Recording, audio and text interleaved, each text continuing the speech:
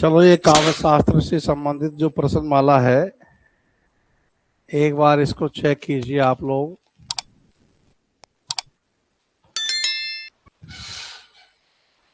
कुल सवाल है 75, है ना? अपने कितने सही हो रहे होंगे 75 से? हाँ भाई, सभी लाइव विद्यार्थी, मनीषा, मुरलीधर, सभी को सुप्रभात।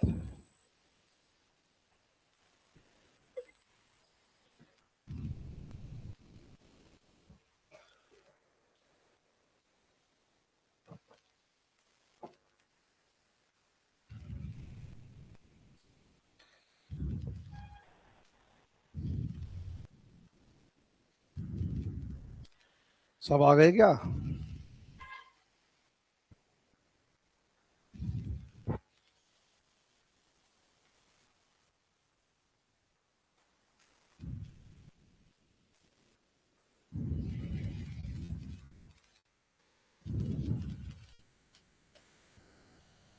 यार, क्या काटा पीटी कर रखी है इसमें भाई?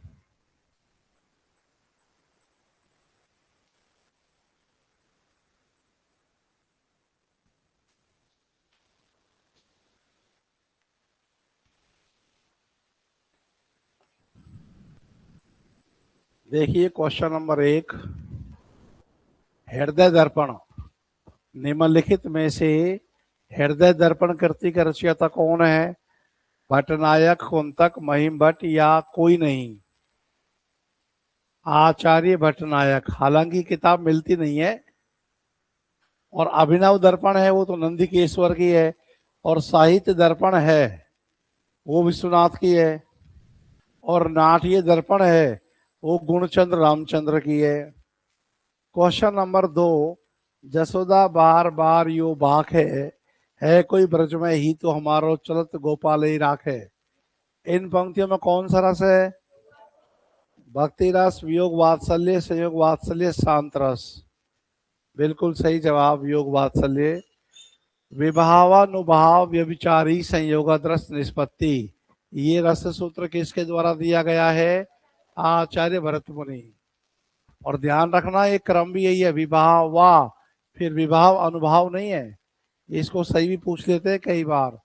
और इसमें कहीं भी आपको स्थाई भाव शब्द का प्रयोग नहीं मिलेगा। वैसे तो उन्होंने 8 स्थाई भाव गिनाए हैं, लेकिन रस सूत्र में स्थाई भाव शब्द का प्रयोग नहीं है। क्वेश्चन नंबर 4 देखिए, पपैया जो प्यू प्यू करे कबहू मिलोगे राम, इसमें तो कौन सा भाव दिख रहा है? उग्रता उन्माद तो है नहीं है। उत्सुकता रामरस में से अमरस नहीं है। तो यह है उत्सुकता, प्रभु से मिलन की उत्सुकता। क्वेश्चन नंबर 5 देखिए, निम्नलिखित में सात्विक अनुभाव के कितने प्रकार होते हैं? 3, 4, 6, 8। वो 8 कौन कौन से होते हैं, नाम गिनाओ भाई। स्वर भंग हो गया, वेपथु हो गया, और वैवरण्य हो गया, और क्या कहते हैं, अश्रु हो गया, रोमांच हो गया, स्वर भंग हो गया, और क्या हो गया, स्तंभ हो गया, है ना? प्रलय तो है ही। स्वेद, स्वेद तो है ना? वो ऐसे मिक्स मिक्स करवा के पूछवा लेंगे आपसे।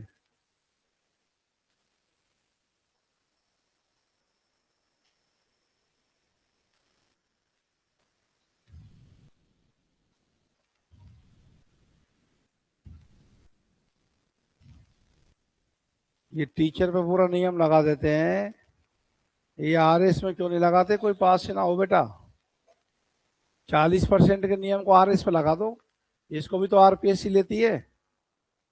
वहां तो 15% कर रखा है, यहाँ भी कर दो 15%।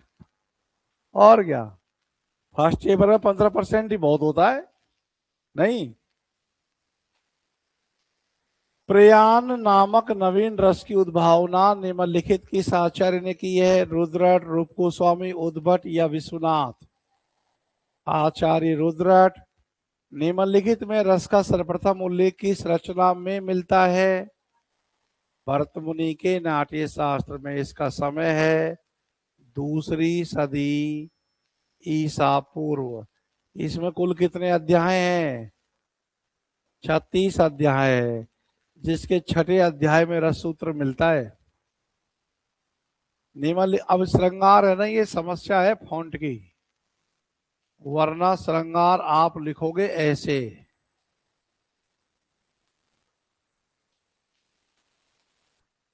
आप सही है ना श्रृंगार?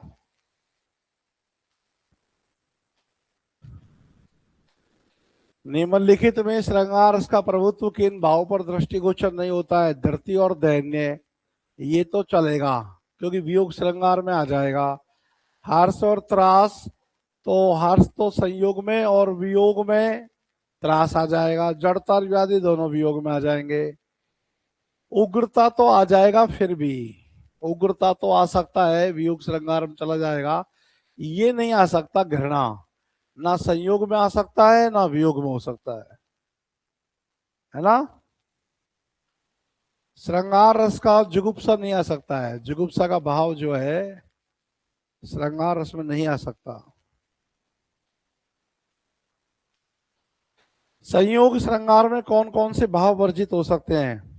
आलस्य का, जुगुप्सा का, मरण का, है ना। और जुगुप्सा कहीं है संयोग या वियोग में तो श्रृंगार होगा ही नहीं, इसलिए घृणा का भाव बिल्कुल नहीं चलेगा। तो उत्तर हो जाएगा 8 में 3। क्वेश्चन नंबर 9, भरत मुनि के रस सूत्र में निम्नलिखित में किसका उल्लेख नहीं मिलता है?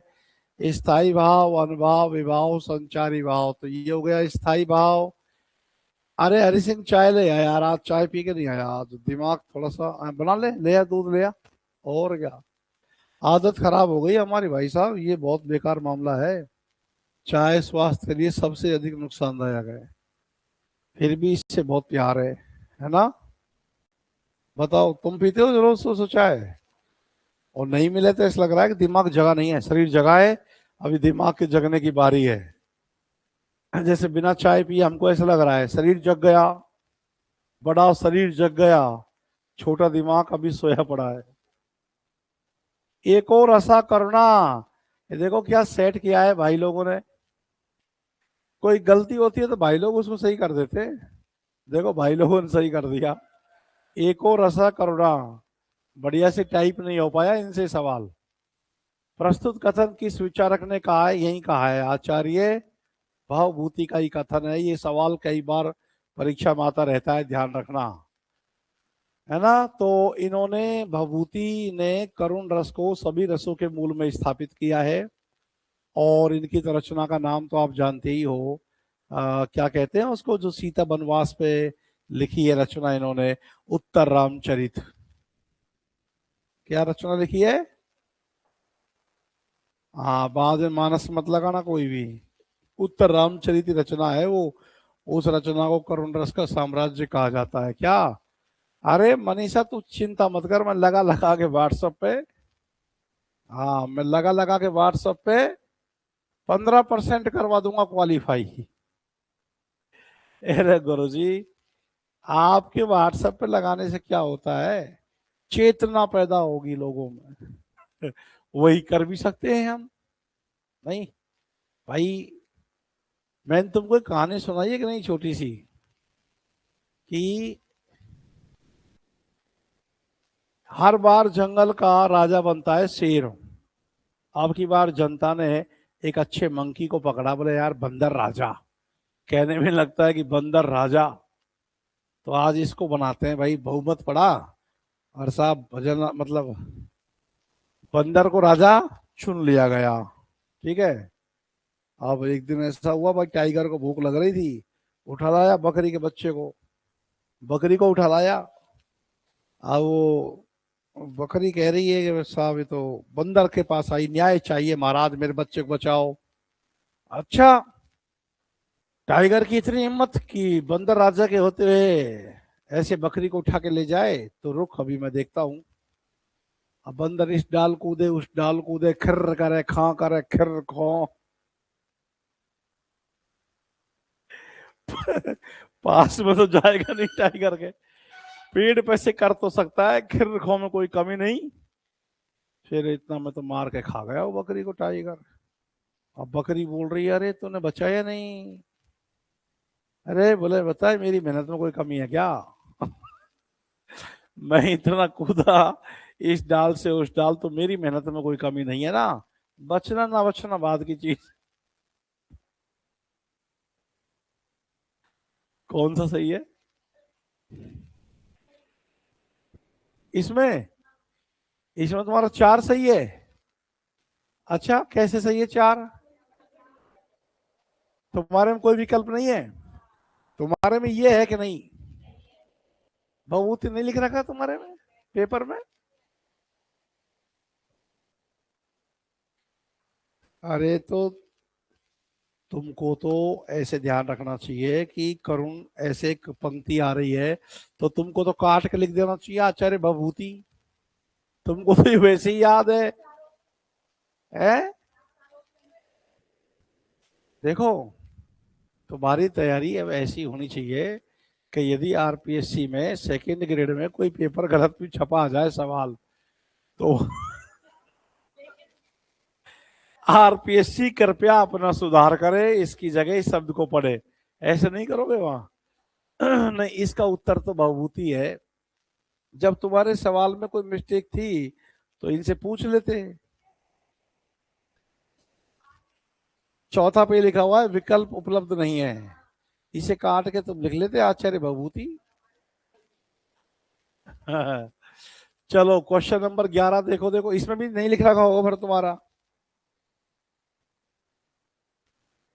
वियोग श्रृंगार रस के अंतर्गत कितनी दशाओं का वर्णन किया जाता है? 4, 2, 8, 10। तो वियोग श्रृंगार के अंतर्गत तो 10 दशाएं आती है। अच्छा, तुम 10 दशाओं के नाम बताओ। चिंता, अभिलाषा, गुणकथन, उद्वेग, व्याधि, जड़ता, उन्माद, प्रलाप, मरण, है ना? एक खग मृगे मधुकर श्रेणी, तुम देखी सीता मृग नैनी। बताओ 12वें में क्या करते हैं उत्तर? है बिल्कुल सही जवाब है। करुण रौद्र संयोग श्रृंगार तो आएंगे नहीं, वियोग श्रृंगार आएगा। श्रृंगार को हमेशा इस प्रकार से पढ़ेंगे आप, चाहे लिखा कुछ भी आ जाए। ये फॉन्ट की समस्या है, आप टाइप करते हो तो ऐसा ही श्रृंगार आता है, जो कि गलत है और ये सही है। 12 में 4, क्वेश्चन नंबर 13। मधुबन तुम कत रहे तरे, विरह वियोग श्याम सुंदर के ठाड़े क्यों न जरे। अब बताओ इसमें आलम्बन कौन है? पहले आश्रय कौन है? गोपियां। तो आलम्बन कृष्ण जी अपना आप हो गए, तो श्याम सुंदर आलम्बन हो गए। और ये जो मधुबन है और गोपियां हो गई आश्रय, और मधुबन हो गया उद्दीपन, क्योंकि मधुबन जो हरा भरा है उससे गोपियों का वियोग और बढ़ रहा है। और गोपियों का जो उपालंब दिया जा रहा है ये वाचिक है, तो ये वाचिक अनुभाव। गोपियों की चेष्टा कौन सी है यहाँ? वाचिक अनुभाव है। तो 13 का उत्तर 3 निकल के आया। Question number 14। निम्नलिखित में से कौन सी एक रस की विशेषता नहीं है? रस अपने स्वरूप से भिन्न है, रस ब्रह्मानंद सहोदर है, रस लोकोत्तर चमत्कार प्राण है, रस सत्व गुण के उद्रेक में होता है। बाकी सब तो सही है, लेकिन रस अपने स्वरूप से भिन्न नहीं बल्कि अभिन्न है। अब सही होता, अब तो ये गलत हो गया, तो 1 नंबर करो। 14 में 1 चेक करो। Question number 15। एक और अजगर ही लखी, एक और मृग राय, विकल बटोही बीची परियो मूर्छा खाए। आता रहता है आरपीएससी में रस। ये भयानक रस का अच्छा उदाहरण है। इसमें स्थायी भाव पूछेंगे तो भय हो जाएगा, और भय और त्रास लगभग एक ही चीज होती है। स्थायी भाव है इसमें, भय त्रास। दीप्त रसत्व कांति, ये किस विचारक का कथन है? वामन रुद्र दंडी भामे। आचार्य वामन ने कांति नामक अर्थ गुण में सभी रसों को, कौन से में? कांति नामक अर्थ गुण में समस्त रस रसाभास भाव और भावाभास को शामिल कर लिया है।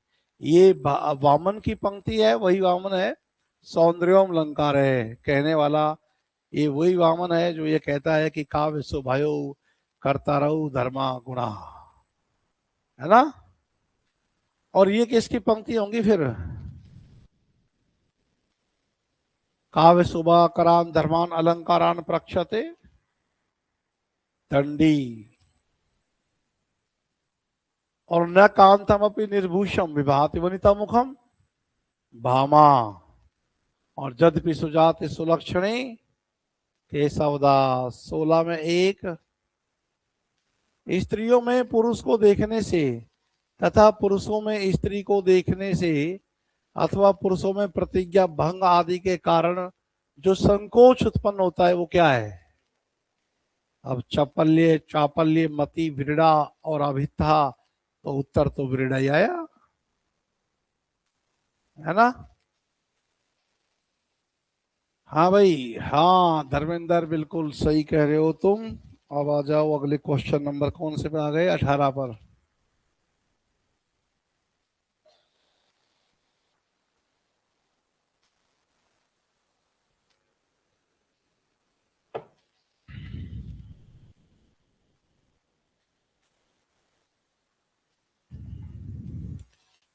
मुझे लग रहा है कि इसमें तो तुम्हारा शायद कोई एक आधी क्वेश्चन गलत गया हो, तो गया हो क्यों भाई?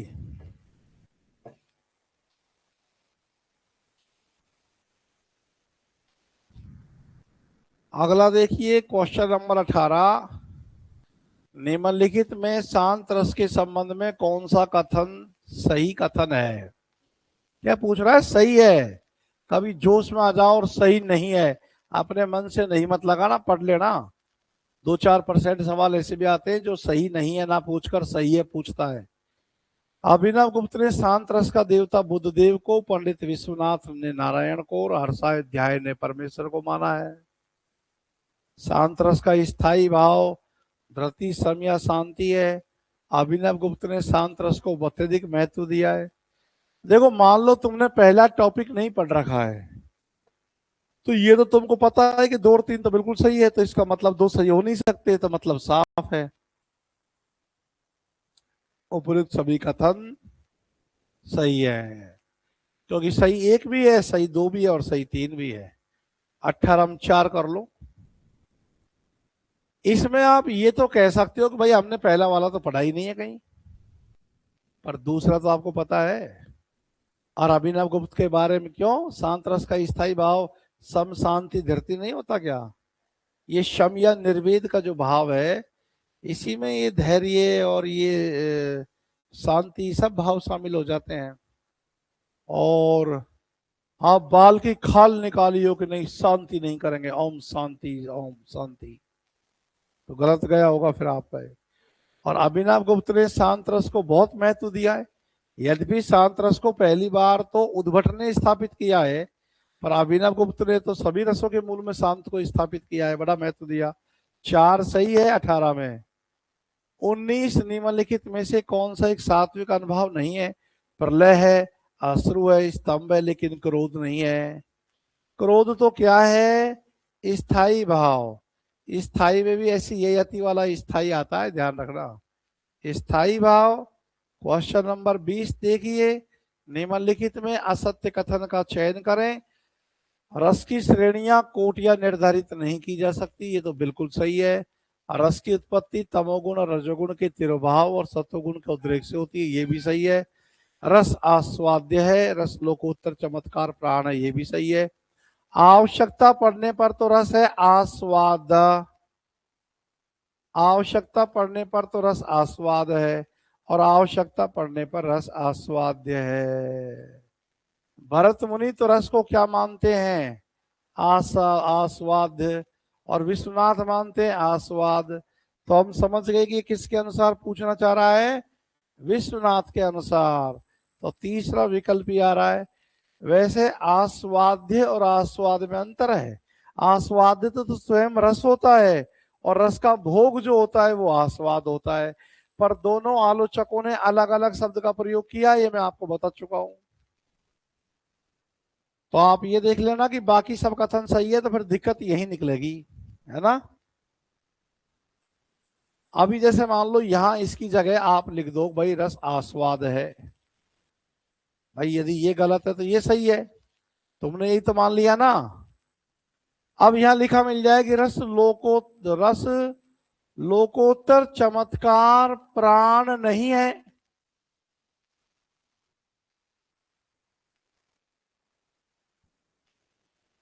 रस लोकोत्तर चमत्कार, चलो ये छोड़ो इसको, इतना ही पढ़ लो। रस लोकोत्तर चमत्कार है। और अब भी कोई असंगत यदि इनमें से छांटना है तो फिर भी इसी को पकड़ेंगे कि रस आस्वाद है। अब क्या होना चाहिए, रस आस्वाद्य है। नहीं समझा आप इस चीज को? भाई दो अलग अलग विचारकों के अनुसार है कि बाकी सब तो बिल्कुल सही है, तो तुम कमजोर को तो बाहर निकालोगे। ये है 20 में 3। निम्नलिखित में से संचारी भाव नहीं है, उन्माद व्रीड़ा ग्लानि दर्प। ऐसे दर्प तो कोई आया ही नहीं था।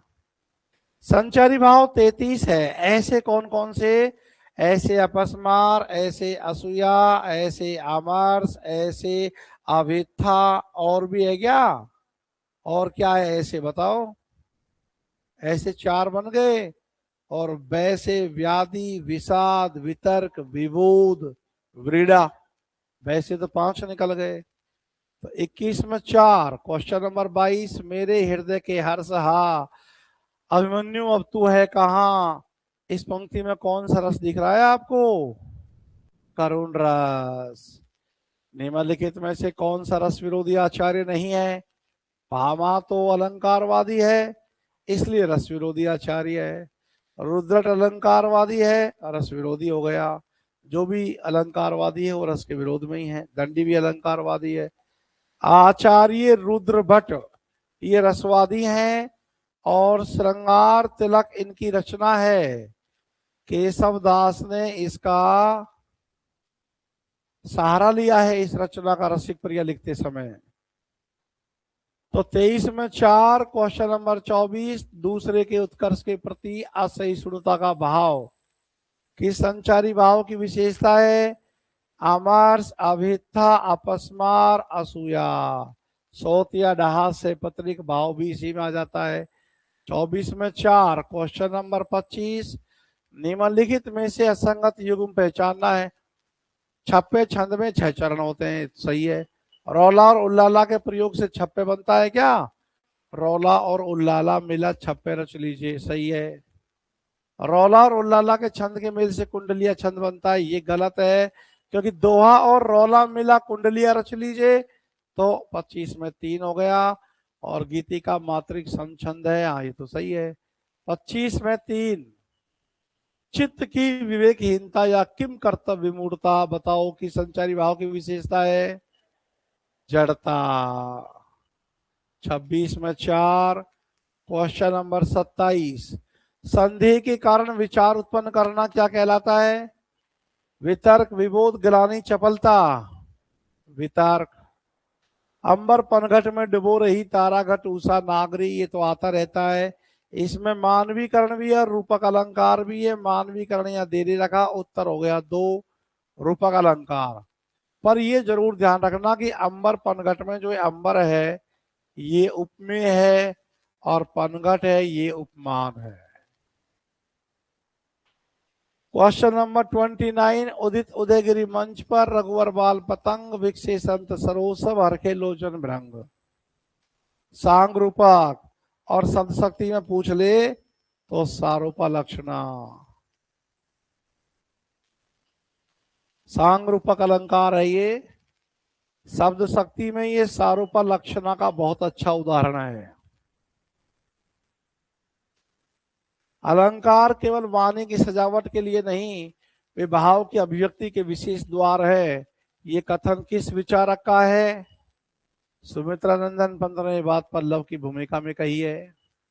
30 में 2, आचार्य भरत मुनि ने कितने अलंकारों को मान्यता दी है? 4 अलंकार कौन कौन से हैं? उपमा है, दीपक है, यमक है, रूपक है। इनमें सबसे प्रधान किसको बतलाया? उपमा को। तो पर वारो एक और शब्द निकल गया है। तो पर वारो उर्वशी सुन राधिके सुजान, तू मोहन के उर्वशी है उर्वशी समान। कौन सा अलंकार दिख रहा है? यमक अलंकार। और ध्यान देना, ये शायद तुम्हारे दुआ में और आता है, वो दोए लगे हुए ना बिहारी के। उर्वशी आ रहा है अप्सरा के लिए, फिर ये जो उर्वशी आ रहा है हृदय में बसी हुई, इसके लिए आ रहा है। और फिर ये उर्वशी है आभूषण के लिए आ रहा है, गले का हार आभूषण के लिए। क्रम से पूछ लेते हैं उर्वशियों को। तो 32 में 2, क्वेश्चन नंबर 33, निम्नलिखित आचार्यों को उनके ग्रंथों के साथ सुमिलित करना है। इनमें से अभिनव गुप्त की तो है दुनिया लोक लोचन, राजशेखर की है काव्य मीमांसा, महिम भट्ट की है व्यक्ति विवेक, और भोजराज की है सरस्वती कंठाभरण। काव्य प्रकाश तो मम्मट की है, मम्मट का यह नाम आया ही नहीं है, 11वीं सदी के आचार्य मम्मट। बताओ कौन सा कूट सही आ रहा है? 3 नंबर, 2, 4, 5, 1। बिल्कुल।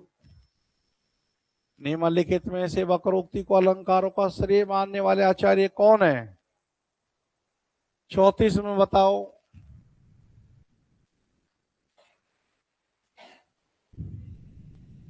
हाँ भाई, है भामे ने सभी अलंकारों के मूल में किसको माना है? वक्रोक्ति को।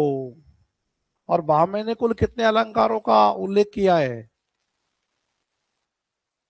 35, 38, 40, 42।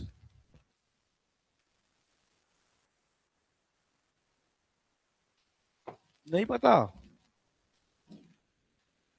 है भाई? नहीं पता आपको? लिख लो, इसको नोट कर लो।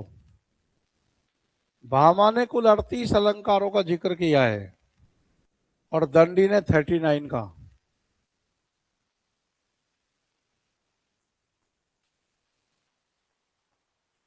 भामा ने कुल 38 अलंकारों का जिक्र किया है और दंडी ने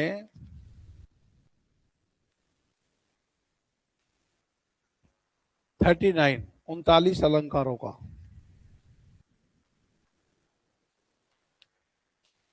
तो निम्नलिखित में वक्रोक्ति को अलंकारों का श्रेय मानने वाले आचार्य है आचार्य भामा, जो पहले अलंकारवादी आचार्य है और प्रथम रस विरोधी आचार्य है।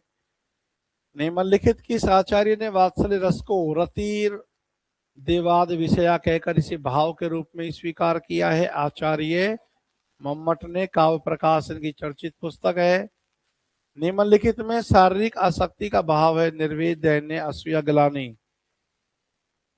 ग्लानि में शारीरिक असमर्थता का भाव भी आता है। 3 बेर खाती थे वे 3 बेर खाती, ये किसकी पंक्तियां? ये भूषण की। इसमें यमक अलंकार किस शब्द में है? बेर में है, बेर। कि किसी ने ऐसा कर दिया कि भाई खाती में भी है, कि भाई खाती माने बढ़ई और खाती माने खाना। अरे लगा लिया हो, दिमाग का क्या है। जरे विरह जो दीपक बाती, जायसी की पंक्ति है। उपमा अलंकार, ज्यो जिमी जैसे उपमा के वाचक शब्द है। रहीमन जो गति दीप की, कुल कपूत गति सोए, बारे उजियारे करे, बड़े अंधेरों होए। उजियारों में और अंधेरों में श्लिष्ट शब्द है, श्लेष है। बारे उजियारों करे, बड़े अंधेरों होए। कैसे है? कि जैसे दीप की गति होती है ऐसे ही कुल कपूत की गति होती है। अब देखो, बारे, तो बारे का एक मतलब है जलाना और बारे का मतलब है जन्म लेना। कुपुत्र जन्म होता है कुपुत्र का, तो छोटा बच्चा होता है, सबको पता होता है मेरा बच्चा है, बहुत बढ़िया, अच्छा लगता है। लेकिन जैसे जैसे ये बढ़ता है, वृद्धि पाता है, तो वैसे वैसे कुल पे कलंक लगाता जाता है। कर्म ऐसे करेगा ये।